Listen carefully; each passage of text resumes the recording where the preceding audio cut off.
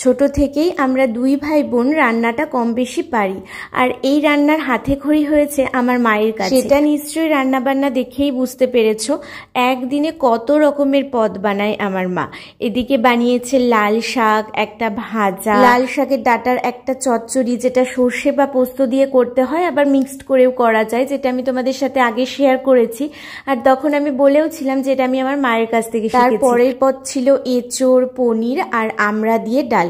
শুধু আমি গিয়েছি বলে নয়, আমাদের বাড়িতে এই রকম রং বেরঙের রান্না হয়। তো যেমন মিষ্টি জিনিস খেতে বেশ ভালোবাসে, সেই রকম আমার দাদাও অল্প খেলেও বিভিন্ন রকম আইটেম দিয়ে খেতে ভালোবাসে। তাই মা নানান রকমের পদ রান্না করে একদিনেই। আর এখন আস্তে আস্তে বৌদিও শিখছে। বাড়িতে গিয়ে তো আর রান্না বান্নার কোনো চাপ থাকে না, মা আর বৌদি করে, আমি কখনো কখনো একটু হেল্প করি। তাই কাজ করার মধ্যে মা আমাকে একটু পুজোটাই দিতে বলে, তাই সেটাই দিচ্ছিলাম। এর আগে আমি তোমাদেরকে বলেছিলাম আমার কুর্মা মানে আমার ঠাম্মা দেখো শুধু আমই এনে দিচ্ছিল। আম খেতে তার নাচ জামা একটু বেশি ভালোবাসে কিনা। তবে বাড়ির এই ভালোবাসা তো আর দূরে থেকে পাওয়া যায় না, বাড়ি তো বাড়িই হয়, তাই না? বাড়িতে গিয়ে এই যে ভালোবাসাগুলো পাওয়া যায়, দূরে আসলে তখন এগুলোকেই মিস করি বড্ড।